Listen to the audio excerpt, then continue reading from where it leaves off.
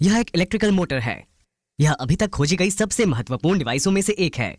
इन मोटरों का प्रयोग लगभग हर जगह होता है, जैसे पीने के पानी को पंप करने के लिए, लिफ्ट और क्रेन जैसी चीजों को बिजली देने के लिए, यहाँ तक कि परमाणु ऊर्जा संयंत्रों को ठंडा करने के लिए भी। इसलिए इस वीडियो में हम एक इंडक्शन मोटर को अंदर से देखेंगे और विस्तार से जानेंगे कि ये कैसे काम करती हैं।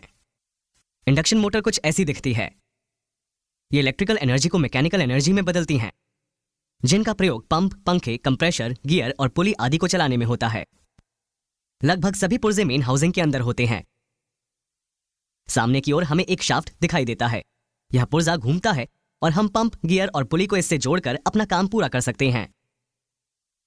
पीछे की ओर हम एक पंखा और एक प्रोटेक्टिव कवर देख सकते हैं। पंखा शाफ्ट से जुड़ा है और जब भी मोटर चलती है तो यह घूमने लगता है। इंडक्शन मोटर जब चलती है तो बहुत गर्मी पैदा हो सकती है, इसलिए पंखा केसिंग पर ताजी हवा फेंकता है और उसे ठंडा करता है। अगर इंडक्शन मोटर बहुत ज्यादा गर्म हो जाए तो अंदरूनी इलेक्ट्रिकल कॉइल की इंसुलेशन पिघल जाएगी, जिससे शॉर्ट सर्किट हो जाएगा और मोटर खुद ही जल जाएगी। बाहरी घेरे पर बने खांचे सतह के क्षेत्र को बढ़ा देते हैं और इसके कारण वहां से अतिरिक्त गर्मी बाहर निकलने में मदद मिलती है। शाफ्ट को कुछ बेयरिंग से सपोर्ट मिलता है, जो आगे और पीछे की शील्ड के अंदर लगी होती हैं। बियरिंग की मदद से शाफ्ट बिना कठिनाई के घूम सकता है और अपनी जगह बने रह सकता है। हाउसिंग के अंदर हमें एक स्टेटर मिलेगा। स्टेटर स्थित रहता है और घूमता नहीं है। इसमें कई सारे कॉपर वायर लगे होते हैं, जो आंतरिक परिधि में बने स्लॉट्स के बीच कॉइल की तरह लिपटे रहते हैं। कॉपर वायर पर विशेष प्रकार के एनेमल की परत चढ़ी होती है, जो वायरों को इलेक्ट्रिकल रूप से एक दूसरे से अलग रखती है। इसका मतलब यह हुआ कि इलेक्ट्रिसिटी को पूरे कॉइल से होकर प्रवाहित होना पड़ता है, नहीं तो इलेक्ट्रिसिटी सबसे छोटे पद से होकर जाएगी। ऐसा होना क्यों जरूरी है, इसके बारे में हम आपको वीडियो में आगे बताएंगे। यह एक 3 फेज वाली इंडक्शन मोटर है। तो हमारे पास स्टेटर के अंदर कॉइल के 3 अलग अलग सेट हैं। हर सेट का अंतिम सिरा इलेक्ट्रिकल टर्मिनल बॉक्स के अंदर लगे टर्मिनलों से जोड़ा जाएगा। इस वीडियो में आगे हम देखेंगे कि इन्हें कैसे जोड़ा जाता है। विद्युत आपूर्ति से जोड़े जाने पर स्टेटर एक घूमता हुआ विद्युत चुंबकीय क्षेत्र बनाता है। शाफ्ट से रोटर जोड़ा गया है। यहां पर स्क्विरल केज टाइप का रोटर है। इसे स्क्विरल केज इसलिए कहा जाता है क्योंकि यहां 2 सिरों वाली रिंग्स होती हैं, जिन्हें छड़ों से जोड़ा जाता है और ये साथ में घूमते हैं। यह डिजाइन पालतू हैमस्टर या गिलहरी के लिए उपयोग किए जाने वाले एक छोटे केज या अभ्यास व्हील के जैसा दिखता है। स्क्विरल केज में कई लैमिनेटेड स्टील शीट्स लगी होती हैं। ये शीट्स छड़ों पर चुंबकीय क्षेत्र केंद्रित करने में मदद करती हैं। धातु के ठोस टुकड़ों की बजाय शीट्स का प्रयोग किया जाता है, क्योंकि इससे रोटर में उठते एडी करंट की मात्रा कम करके कुशलता बढ़ाई जा सकती है। जब रोटर को स्टेटर के अंदर रखा जाता है और स्टेटर को विद्युत आपूर्ति से जोड़ा जाता है तो रोटर घूमने लगता है। ऐसा कैसे संभव हो पाता है? जब इलेक्ट्रिसिटी एक वायर से होकर गुजरती है तो वायर के चारों ओर एक विद्युत चुंबकीय क्षेत्र बनता है। हम इसे वायर के चारों ओर कुछ कंपास रखकर देख सकते हैं। कंपास चुंबकीय क्षेत्र की दिशा के अनुरूप घूमने लगते हैं। अगर विद्युत धारा यानी करंट की दिशा पलट दी जाए तो चुंबकीय क्षेत्र भी उलट जाता है और इसलिए कंपास भी दिशा बदल देता है। वायर का चुंबकीय क्षेत्र कंपास के डायल को अपनी ओर खींचता है और धक्का भी देता है। बिल्कुल उसी तरह जैसे कि अगर हम चुंबक की 2 छड़ों को आसपास रख दे तो होगा, या तो वे एक दूसरे की ओर आकर्षित होंगे या दूर चले जाएंगे। हम एक चुंबक को दूसरे चुंबक को घुमाने के लिए भी इस्तेमाल कर सकते हैं, या फिर हम चुंबक के चारों तरफ के चुंबकीय क्षेत्र की तीव्रता को बदलकर चुंबक को घुमा सकते हैं। यदि हम चुंबकीय क्षेत्र में एक वायर लगा दें और उसमें से करंट प्रवाहित करें तो वायर का चुंबकीय क्षेत्र स्थायी चुंबकों के साथ प्रतिक्रिया करेगा। चुंबकीय क्षेत्र और वायर में बल महसूस होगा। यह बल वायर को या तो ऊपर या फिर नीचे की ओर ले जाएगा, जो कि करंट की दिशा और चुंबकीय क्षेत्र की ध्रुवीयता पर निर्भर करता है। अगर हम वायर को एक कॉइल पर लपेट दें तो विद्युत चुंबकीय क्षेत्र अधिक मजबूत होता है। कॉइल स्थायी चुंबक की तरह ही एक उत्तरी और एक दक्षिणी ध्रुव बनाती है। हम वायरों के इस कॉइल को इंडक्टर कहते हैं। जब हम वायर से ऑल्टरनेटिंग करंट प्रवाहित करेंगे तो इलेक्ट्रॉन लगातार आगे और पीछे की ओर अपनी दिशा बदलने लगेंगे। इस प्रकार चुंबकीय क्षेत्र हर बार फैलेगा और संकुचित होगा तथा हर बार चुंबक के ध्रुव बदल जाएंगे। जब हम पास ही में एक और पृथक की हुई कॉइल लगा देते हैं और सर्किट पूरा करते हैं, विद्युत चुंबकीय क्षेत्र दूसरी कॉइल में भी करंट भेजता है। हम 2 कॉइलों को साथ जोड़ सकते हैं और अधिक बड़ा चुंबकीय क्षेत्र बनाने के लिए एक दूसरे के सामने रख सकते हैं। अगर हम इस बड़े चुंबकीय क्षेत्र के अंदर वायर का बंद छल्ला लगा दें तो हम इस छल्ले में करंट प्रवाहित कर देंगे। जैसा कि हम जानते हैं, जब हम किसी वायर में करंट प्रवाहित करते हैं तो वह चुंबकीय क्षेत्र बनाता है, और हम यह भी जानते हैं कि चुंबकीय क्षेत्र एक दूसरे को खींचते हैं और दूर भी ढकेलते हैं। तो वायर का छल्ला भी चुंबकीय क्षेत्र बनाएगा और यह बड़े चुंबकीय क्षेत्र पर प्रतिक्रिया भी करेगा। कॉइल के हर तरफ विपरीत बल का अनुभव होगा, जिसके कारण यह घूमने लगेगा। इस तरह समझें तो छल्ला हमारा रोटर है और कॉइलें स्टेटर हैं। हालांकि रोटर केवल तभी तक घूमेगा जब तक कि वह स्टेटर कॉइल के अनुरूप स्थिति में नहीं आ जाता। उसके बाद वह अटक जाएगा, क्योंकि कॉइल में प्रवाहित करंट की दिशा बदल जाएगी। इस स्थिति से बचने के लिए हमें स्टेटर में कॉइलों का एक और सेट लगाना होगा और हमें इसे दूसरे फेज से जोड़ना होगा। इस फेज में इलेक्ट्रॉनों का प्रवाह थोड़े अलग समय पर होता है, ताकि विद्युत चुंबकीय क्षेत्र की तीव्रता और ध्रुव अलग समय पर बदले। यह रोटर को घूमने के लिए मजबूर कर देगा। इंडक्शन मोटर के अंदर हमारे पास 3 पृथक कॉइल होते हैं, जिनका प्रयोग घूमने वाले चुंबकीय क्षेत्र को बनाने में किया जाता है। जब हम हर कॉइल में अल्टरनेटिंग करंट प्रवाहित करेंगे तो कॉइल विद्युत चुंबकीय क्षेत्र बनाएगा। इलेक्ट्रॉन्स की दिशा बदलने से तीव्रता और ध्रुव दोनों बदल जाएंगे। लेकिन अगर हम हर कॉइल को अलग अलग फेज से जोड़ दें, फिर इलेक्ट्रॉन हर कॉइल में अलग समय में दिशा बदलेंगे।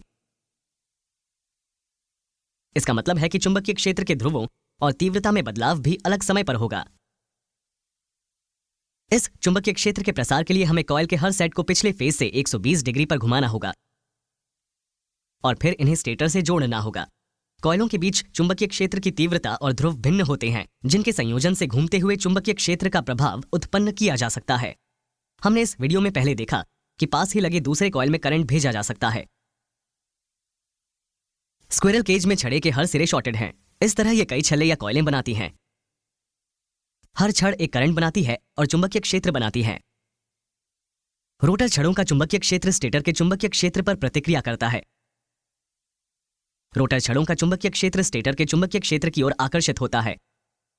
क्योंकि चुंबकीय क्षेत्र घूम रहा है, इसलिए रोटर भी चुंबकीय क्षेत्र की सीध में आने की कोशिश करते हुए उसी दिशा में घूमता है, लेकिन वह पूरी तरह सीध में कभी नहीं आ पाता। रोटर की छड़ें अक्सर तिरछी होती हैं। इससे सभी छड़ों में चुंबकीय क्षेत्र के वितरण में सहायता मिलती है तथा यह मोटर को सीध में आने और जाम होने से रोकता है। स्टेटर के अंदर सभी कॉइलें और छल्ले होते हैं। जब इलेक्ट्रिसिटी वायर से होकर प्रवाहित होती है तो इन कॉइलों और छल्लों के कारण घूमता हुआ विद्युत चुंबकीय क्षेत्र बनता है। कॉइलों को ऊर्जा देने के लिए हमें सबसे ऊपर या फिर कभी कभी एक साइड में एक इलेक्ट्रिकल टर्मिनल बॉक्स मिलता है। इस बॉक्स के अंदर 6 इलेक्ट्रिकल टर्मिनल होते हैं। हर टर्मिनल पर एक अक्षर और एक संख्या होती है। हमारे सामने U1, V1 और W1 है। फिर W2, U2 और V2 हैं। हमारा फेज 1 कॉइल दोनों U टर्मिनलों से जुड़ा हुआ है। फिर फेज 2 कॉइल दोनों V टर्मिनलों से जुड़ा हुआ है और अंत में फेज 3 कॉइल W टर्मिनलों से जुड़ा हुआ है। ध्यान दें कि इलेक्ट्रिकल टर्मिनलों के दोनों सिरे अलग कॉन्फ़िगरेशन में व्यवस्थित हैं। थोड़ी देर में हम देखेंगे कि ऐसा क्यों है। अब हम हमारी 3 फेज वाली विद्युत आपूर्ति को उनके संबंधित टर्मिनलों से जोड़ देंगे। मोटर चलाने के लिए हमें सर्किट पूरा करना होगा और ऐसा करने के 2 तरीके हैं। पहला तरीका है डेल्टा कॉन्फ़िगरेशन। अब हम इन फेजों में एसी करंट प्रवाहित करेंगे। हम देखते हैं कि जब हर फेज में अलग समय पर एसी पावर की दिशा बदलती है, तब इलेक्ट्रिसिटी एक फेज से दूसरे फेज में बहती है। इसलिए हम टर्मिनल बॉक्स में टर्मिनलों को अलग अलग व्यवस्था में लगाते हैं, ताकि हम इलेक्ट्रॉन्स के हर बार दिशा बदलने पर आसानी से फेजों के बीच आसानी से इलेक्ट्रिसिटी के प्रवाह को बनाए रख सकें। टर्मिनलों को जोड़ने का दूसरा तरीका स्टार या वाई कॉन्फ़िगरेशन का प्रयोग करना है। इस तरीके में हम W2, U2 और V2 को केवल एक तरफ जोड़ते हैं। यह हमें स्टार या वाई के समतुल्य कनेक्शन देता है। अब जब फेजों से होकर इलेक्ट्रिसिटी का प्रवाह होता है, हम देखते हैं इलेक्ट्रॉन फेजों के टर्मिनलों के बीच साझा किए जाते हैं। डिजाइन में अंतर होने के कारण स्टार और डेल्टा कॉन्फ़िगरेशन में प्रवाहित होने वाले करंट की मात्रा अलग अलग होती है और हम इस वीडियो के अंत में इससे जुड़ी गणना करने के बारे में जानेंगे। आइए स्टार और डेल्टा कॉन्फ़िगरेशन के बीच अंतर को समझते हैं। आइए मान लेते हैं कि हमारी एक मोटर डेल्टा से जोड़ी गई है, जिसमें 400 वोल्ट की वोल्टेज आपूर्ति है। इसका मतलब है कि जब हम 2 फेजों के बीच वोल्टेज मापने के लिए मल्टीमीटर का प्रयोग करते हैं तो हमें 400 वोल्ट की रीडिंग मिलेगी। इसे हम लाइन टू लाइन वोल्टेज कहते हैं। अब अगर हम कॉइल के 2 सिरों के बीच माप करते हैं तो हमें फिर से 400 volt line to line voltage मिलती है। आइए मान लेते हैं कि हर कॉइल में एक प्रतिरोध या अवरोध है, क्योंकि यह 20 ओम का अल्टरनेटिंग करंट है। इसका मतलब है कि हमें अब कॉइल में 20 एम्पियर की रीडिंग मिलेगी। हम इसकी गणना 400 वोल्ट को 20 ओम से भाग देकर कर सकते हैं, जिसका परिणाम 20 एम्पियर होगा। लेकिन लाइन में करंट अलग होगा। यह 34.6 एम्पियर होगा। यह गणना हमें 20 एम्पियर का 3 के वर्गमूल से गुणा करने पर मिलती है, जिसका परिणाम होगा 34.6 एम्पियर। ऐसा इसलिए क्योंकि हर फेज में 2 कॉइल जुड़े हैं। अब अगर हम स्टार या वाई कॉन्फ़िगरेशन देखें तो हमारे पास फिर से 400 वोल्ट की लाइन टू लाइन वोल्टेज है। अगर हम 2 फेजों को माप करें तो हमें यही माप दिखेगी, लेकिन स्टार कॉन्फ़िगरेशन में हमारे सभी कॉइल एक साथ जुड़े होते हैं और स्टार पॉइंट या न्यूट्रल पॉइंट पर मिलते हैं। यह वह बिंदु है जहां हम जरूरत पड़ने पर न्यूट्रल वायर रन कर सकते हैं। इसलिए इस बार जब हम कॉइल के सिरों पर वोल्टेज की माप करते हैं तो हमें 230 वोल्ट से कम मान मिलता है। ऐसा इसलिए क्योंकि डेल्टा कॉन्फ़िगरेशन की तरह यहां फेज दोनों कॉइलों से सीधे जुड़ा हुआ नहीं है। कॉइल का एक सिरा फेज से जुड़ा है, जबकि दूसरा सिरा साझे बिंदु यानी शेयर्ड पॉइंट से जुड़ा है। इसलिए वोल्टेज भी साझा की जा रही है। वोल्टेज कम है क्योंकि एक फेज हमेशा विपरीत चल रहा है। हम इसकी गणना 400 वोल्ट को 3 के वर्गमूल से विभाजित कर सकते हैं, जिसका परिणाम 230 वोल्ट होगा। चूंकि वोल्टेज कम है तो करंट भी कम होगा। अगर इस कॉइल में 20 ओम का अवरोध हो, 230 वोल्ट को 20 एम्पियर से विभाजित करें तो परिणाम 11.5 एम्पियर होगा। इसलिए लाइन करंट भी 11.5 एम्पियर होगा। इसलिए हम डेल्टा कॉन्फ़िगरेशन में देख सकते हैं कि कॉइल में 2 फेजों के बीच पूरे 400 वोल्ट हैं, लेकिन स्टार कॉन्फ़िगरेशन में फेजों और न्यूट्रल पॉइंट के बीच केवल 230 वोल्ट ही होते हैं। इसलिए स्टार कॉन्फ़िगरेशन में डेल्टा कॉन्फ़िगरेशन की तुलना में कम वोल्टेज और कम करंट का प्रयोग होता है। ठीक है, तो इस वीडियो के लिए इतना ही, लेकिन आप इलेक्ट्रिकल इंजीनियरिंग के बारे में सीखना जारी रखें। स्क्रीन पर अभी दिखाई जा रही वीडियो देखें और अगले लेसन में मैं आपसे फिर मिलूंगा।